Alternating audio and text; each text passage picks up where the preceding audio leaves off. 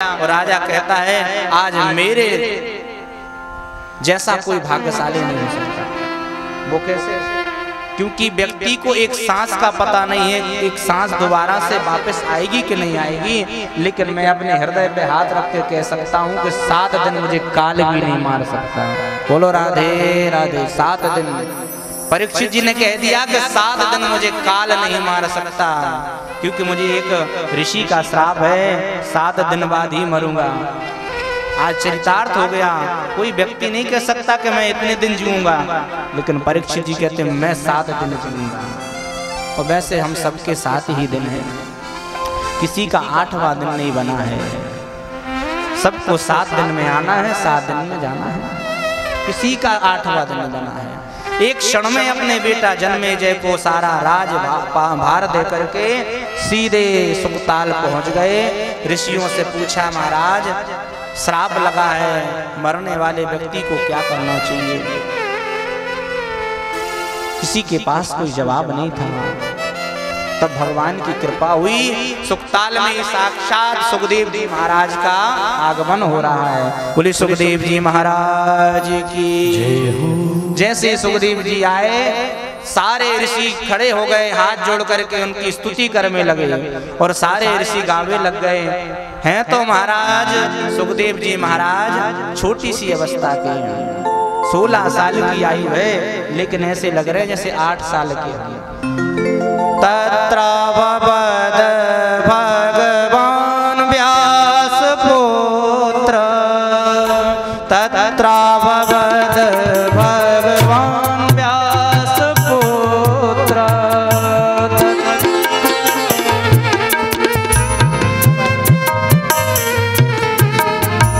तत्र भवद भगवान व्यास पुत्र,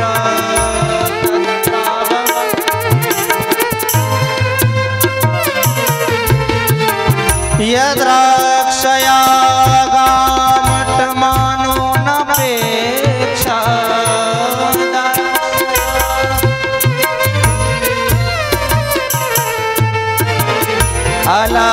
अलक्षलिंगो निज लाभ तुष्टो,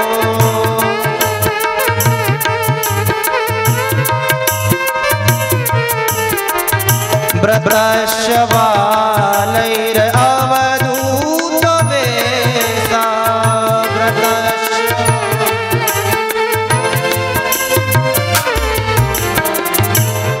तत्रा भवद भगवान व्यास पुत्र। साक्षात भगवान व्यास जी के पुत्र प्रकट हो गए। कैसे हैं? यदृक्षयोगामटमानून अपेक्षा अलक्ष्य लिंगो निज लाभ तुष्टो। स्त्री पुरुष भेद रहिता है। सुखदेव जी महाराज को ये भी पता नहीं है कि स्त्री पुरुष में क्या भेद है, इतने अलक्ष्य लिंग हैं। और परमहंसों की पावन संगीता को सुनाने के लिए आज सुखदेव जी साक्षात सुखताल में प्रकट हो गए। छोटे छोटे बच्चा बालक वहां के पत्थर मारते हैं, उनको कोई बुरा नहीं लगता। नागा साधु आ गया, नागा साधु आ गया, तब भी बुरा नहीं लगता। पहुंच गए सुखताल में। जैसे ही देखा ऋषियों ने आसन पर विराजमान कराया, पूजन किया। और आज परीक्षित जी महाराज ने सुखदेव जी महाराज का पूजन करके बस एक ही प्रश्न किया, म्रियमाणस्य किम कर्तव्यम, मरने वाले व्यक्ति को क्या करना चाहिए? इतना सा प्रश्न किया है तो भागवत का अध्याय समाप्त हुआ और स्कंद भी विश्राम हुआ। भगवान के परम लाडले सुखदेव जी महाराज कहते हैं, हे राजन तुमने ये जो प्रश्न किया ये केवल तुम्हारा प्रश्न नहीं है, प्रत्येक प्राणी मात्र का ये प्रश्न है। बरियाने सते प्रश्न कृतो लोकहितं नृप, आत्मवित् सम्मतां पुंसां श्रोतव्य दिशुया परा। बरियाने सते प्रश्न। अच्छा देखिए, भागवत में जब सुखदेव जी बोलना प्रारंभ किए तो बा शब्द से बोल रहे हैं। कौन सा शब्द प्रारंभ है? बकार। ये बकार क्या है भाई? और जब रामायण जी का प्रारंभ होता है तब भी बा, और रामायण जी का तुलसी कृत का जब विश्राम होता है तब भी लास्ट में वर्णानाम अर्थसंगानाम रसानाम छंदसामपि मंगलानाम च कर्तारो वंदे वाणी विनायको। ये बा क्या है? बोले बा ब्रह्म बीज है, बा भगवान का स्वरूप है, इसलिए बा से प्रयोग कर रहे हैं, बा से उत्तर दे रहे हैं सुखदेव जी महाराज। वरीयाने सत्य प्रश्न हो। राजन तुमने जो प्रश्न किया है बड़ा सुंदर है। अरे तुम्हारे पास तो 7 दिन है। खटवांग नाम के राजा के पास तो 2 मुहूर्त हैं। हाँ, उसके पास तो 2 मुहूर्त था। जब खटवांग नाम के राजा 2 मुहूर्त में भगवत धाम की प्राप्ति कर सकता है तो तुम्हारे पास तो 7 दिन है। चिंता मत करो, तुम्हारे इस कथा श्रवण मात्र से समस्त प्राणी का भी कल्याण हो जाएगा। ये इस भागवत की पावन संगीता में सामर्थ्य है। प्रेम से बोलो राधे राधे। लेकिन इस संसार का प्राणी की क्या कहें? ये संसार का प्राणी केवल अपने पेट भरने में लगा हुआ है, भगवान का भजन नहीं करता। पेट भरिए, हम ये नहीं कहते कि जंगल में जाकर के भजन करिए। यदि जंगल में जाकर भजन करने से भगवान मिलते तो दशरथ जी को क्यों गृहस्थी में मिले? विश्वामित्र जी को बाद में मिले और दशरथ जी को सबसे पहले मिले। इसलिए न जाने कौन से गुण पर दया निधि रीझ जाते हैं। गाएंगे नहीं, कथा बहुत है। बोलो राधे राधे। न जाने कौन से गुण पर, पता नहीं कौन से गुण पर भगवान रीझ जाएं। इसलिए निरंतर भगवान का चिंतन करते रहना चाहिए। इस प्राणी का क्या काम हो गया? केवल अपने परिवार का भरण पोषण करके लगा हुआ है, पेट पालने में लगा हुआ है। निंद्रिया ह्रियते नक्तम व्यववायेन च बावया दिवा चार्थे हया राजन कुटुंबो भरणे नवा। मोह की निशा में ऐसा सोया है कि जगता हुआ भी लगता है सो गया। मोह निशा सब सोवनिहारा देखत स्वप्न अनेक। निद्रिया ह्रियते नक्तम व्यववायेन च बावया। लेकिन जब इस संसार के प्राणी को किसी मरघट में जाना हो, साथ में किसी अर्थी के साथ, तो फिर देखो इसको इतनी गीता कंठस्थ हो जाती, एक दिन में ही पूरी गीता याद आ जाती है। मरने वाले व्यक्ति का जब राम नाम सत्य देखता है, राम राम कितना बढ़िया था, रात में ही भोजन पाया और सुबह चला। आज के बाद 2 नंबर का काम बंद, आज के बाद झूठ बोलना बंद, आज के बाद बुरा कर्म करना बंद। और घर जैसे ही आया और जैसे ही नहाया धोया सब कुछ भूल गया। रोटी कपड़ा और मकान, इस 3 चीजें याद रहेंगी। तो ध्यान रखना, जो आप मस्ती में संसार की चल रही हुई मस्ती काम आने वाली नहीं है। मस्ती करना भी है तो भगवान के नाम की करो। अरे नशा करना भी है तो भगवान के नाम का करो। जो एक बार चढ़ जाए तो कभी जीवन में उतरे ही ना। बोलो राधे राधे। इसलिए जब भी हमें टाइम मिले तब भगवान का चिंतन करना चाहिए। उठते बैठते चलते फिरते गाते सोते हमेशा भगवान को याद करो। जब ये मौत आएगी तो कहोगे राम, निकलेगा आम।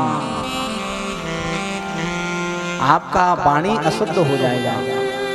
ना ये सोना काम आएगा, ना ये परिवार काम आएगा, ना ये मकान दुकान काम आएंगे, ना ये रिश्तेदार काम आएंगे। उस समय काम यदि आएगा तो केवल भगवान का नाम आएगा। जो मरने के बाद जो छाया रूप जाती है उसको नरक यातना भोगनी पड़ती है। तब पछताओगे कि राम राम, यदि मैंने मनुष्य देह में जब दान पूजा पाठ कर लिया होता तो ये यातना नहीं भोगनी पड़ती। सज धज कर जिस दिन मौत की शहजादी आएगी, ना सोना काम आएगा ना चांदी आएगी, ना सोना काम आएगा ना चांदी आएगी। सज धज कर जिस दिन मौत की शहजादी आएगी, शहजादी आएगी, ना सोना काम आएगा ना चांदी आएगी। गाइए ना सोना काम आएगा ना चांदी आएगी।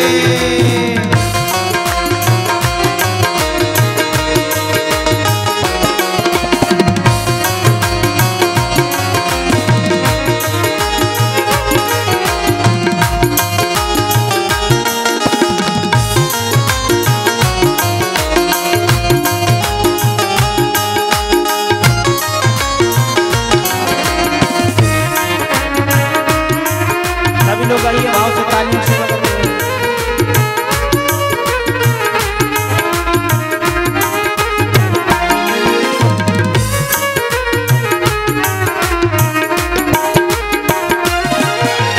छोटा सा तू कितने बड़े अरमान हैं तेरे, छोटा सा तू कितने बड़े अरमान हैं तेरे। अरे छोटा सा तू कितने बड़े अरमान हैं तेरे, छोटा सा तू कितने बड़े अरमान हैं तेरे। मिट्टी का तू सोने के सामान है तेरे, मिट्टी का तू सोने के सामान है तेरे। हाँ मिट्टी का तू सोने के सामान है तेरे, ओ मिट्टी का तू सोने के सामान है तेरे। मिट्टी की काया हो, मिट्टी की काया एक दिन मिट्टी में समाएगी, मिट्टी में समाएगी। ना सोना काम आएगा ना चांदी आएगी, ना सोना काम आएगा ना चांदी आएगी। सभी लोग भाव से तालियों से सेवा करते हुए गाइए मस्ती में।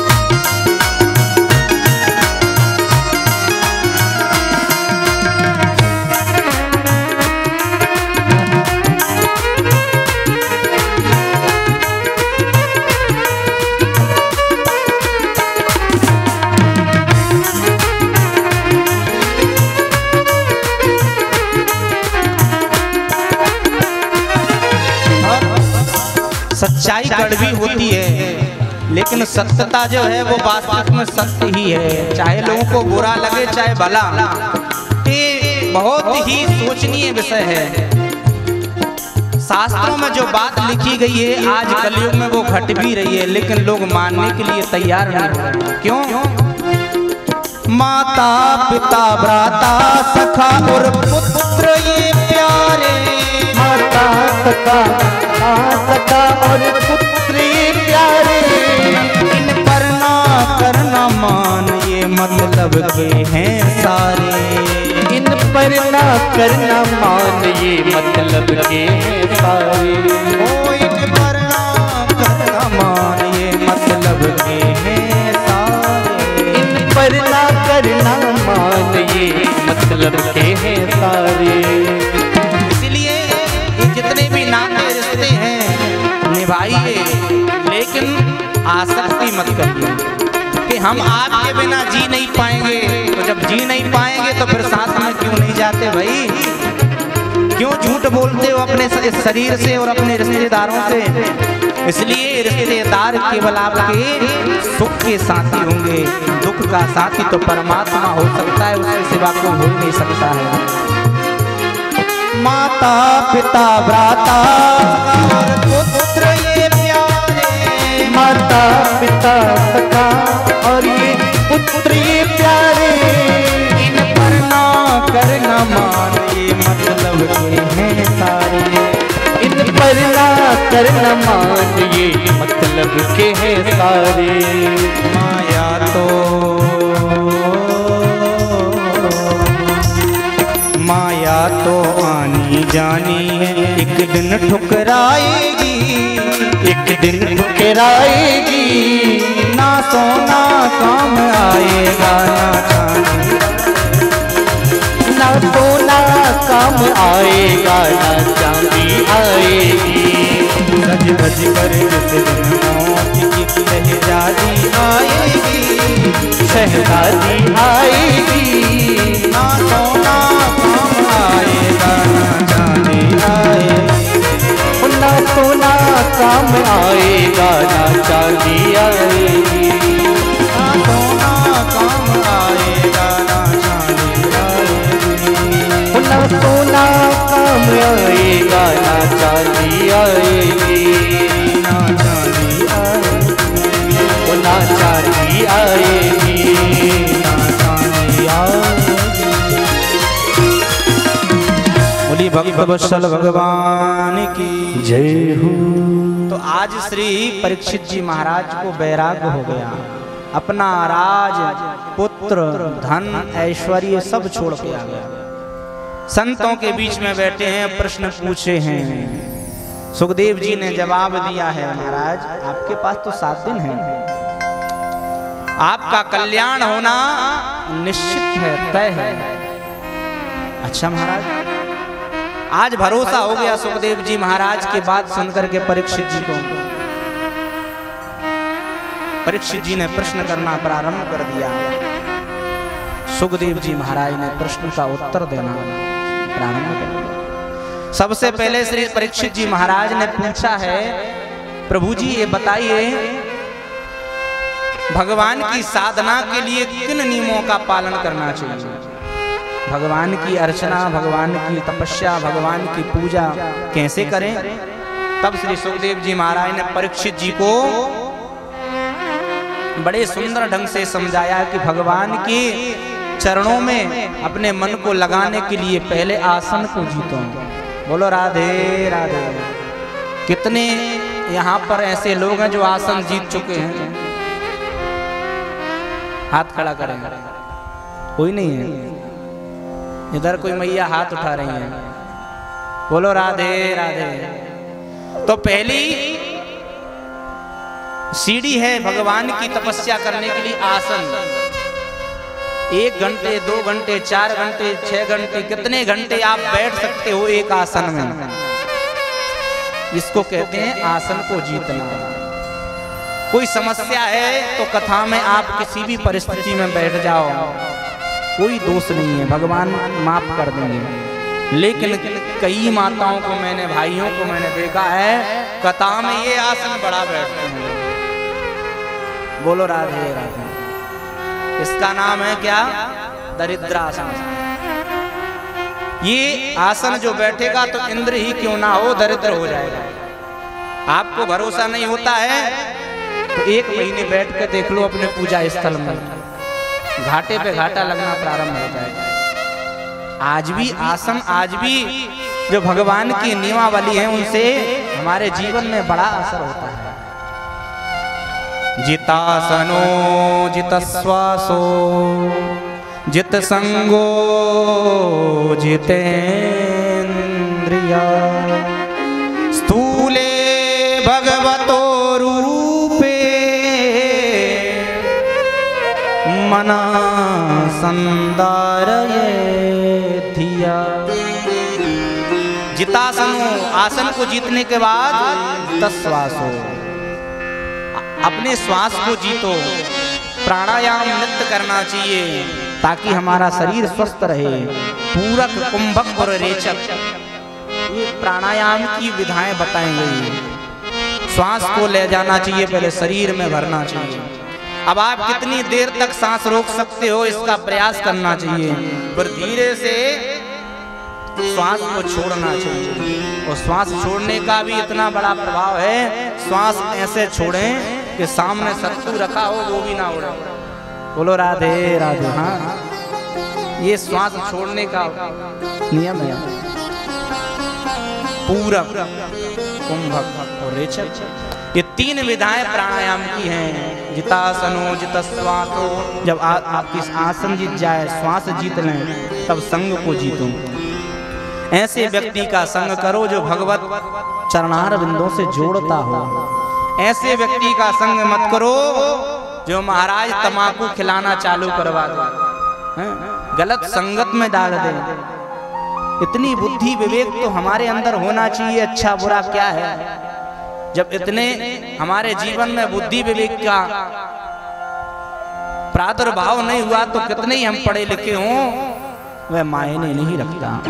अपने घर में संस्कार जितना बढ़ेगा, संस्कार के साथ में योग्यता और ज्ञान जब आता है तो वो परिवार, वो समाज, सनातन धर्म की रक्षा कर पाता है। जब हमको हमारे नियम ही पता नहीं है और लोगों को देखो टाइम नहीं चूकता उनका। हाँ, मैं क्या कहना चाहता हूँ आप समझ गए होंगे, लेकिन हम लोगों का तो कोई टाइम नहीं है। हम लोग बताओ टाइम से भगवान की आराधना करते हैं, वो कहते हैं हम बहुत बड़े ज्ञानी, हम बहुत बड़े भक्त। माना कि आप सनातनी हो, लेकिन किसी दूसरे को देख करके ही अपने जीवन को बदल लो। जो सनातन धर्म हमारा अनादिकाल से चला आ रहा है, आज हम उस पर भरोसा करना बंद कर दिए। नाई की दुकान पर जाकर बैठे तो नाई पर तो भरोसा है, ये केवल बाल काटेगा, गर्दन नहीं काटेगा। बीमा वालों पर भी भरोसा है, लेकिन भगवान कहते हैं हमारी शरण में तो आ जाओ। योगक्षेमम वहाम्य हम तुम्हारे सारे योग क्षेमों को बहन कर लेंगे। बस ये भरोसा ही हमको करना है। तो श्वास को जीतने, संग को जीते, इसके बाद इंद्रियों को जीतना प्रारंभ करें। इंद्रियों को बस में कोई नहीं कर सकता है। बस फिर क्या करें, वो इन इंद्रियों के रास्ते बदल देंगे। आज के समय में अथवा पहले के भी समय में कोई ऐसा प्राणी नहीं हुआ जो अपने इंद्रियों को जीत चुका। इंद्रिय अपना काम करेंगे। भगवान की दी हुई समस्त प्रकृति में जो भी वस्तु है, जो भी मनुष्य हैं, जानवर हैं, सारे अपने अपने स्वभाव अनुसार भगवान ने सबको नियम दिए हैं। तो फिर क्या करें, इंद्रियों को जीतना नहीं है, इंद्रियों के रास्ते बदल देना है। अच्छा चटपटा खाने का मन करता है तो भगवान को भोग लगा के खाओ। बढ़िया घूमने का मन करता है तो तीर्थाटन करो। बढ़िया सॉन्ग सुनने का मन करता है तो भगवान की कीर्तन सुनो। इन नेत्रों से दर्शन करो, इन पैरों से तीर्थाटन करो, इन जिह्वा से जब भी रसना से स्वाद चखो तो केवल भगवान के प्रसाद का स्वाद चखो। खूब बनाओ भोजन, इसलिए ना बनाए कि पति देवता को खुश करना है। क्यों, दिवाली आ रही है। कई माताएं दिवाली होली के समय में अपने पतियों को खूब भोजन प्रसादी भंडारा कराती हैं, खूब बढ़िया बढ़िया नाश्ता देंगे। हाँ, क्योंकि अब दिवाली होली पर गहने साड़ी जो खरीदना है, तो इसीलिए भोजन ना बनाए कि पति को खिलाना है, परिवार को खिलाना है। इसलिए भोजन बनाए कि भगवान को प्रसाद लगाना है। वो जब वो भोजन बनेगा, माताएं भोजन जब बनाए तो पड़ोसी की बुराई करते ना बनाए, भगवान का कीर्तन करते बनाए। जब भगवान नाम का कीर्तन करते आप रोटियां बेलोगे तो रोटियों में स्वाद ही कुछ और होगा। ये भक्त ही जान सकता है जो करता है। तो पहली रोटी किसकी होना चाहिए? ध्यान दें माताएं, आप सब जानकार हैं, लेकिन यदि भाव बन रहा है तो ध्यान से सुनिए। जो भूल गई हो वो दोबारा याद कर लीजिए। पहली रोटी किसकी? गाय की। अंतिम रोटी किसकी? कुत्ते की। और बीच की रोटी परिवार की। लेकिन विडंबना ये देखो, पहली रोटी स्वामी जी को खिला देते हैं।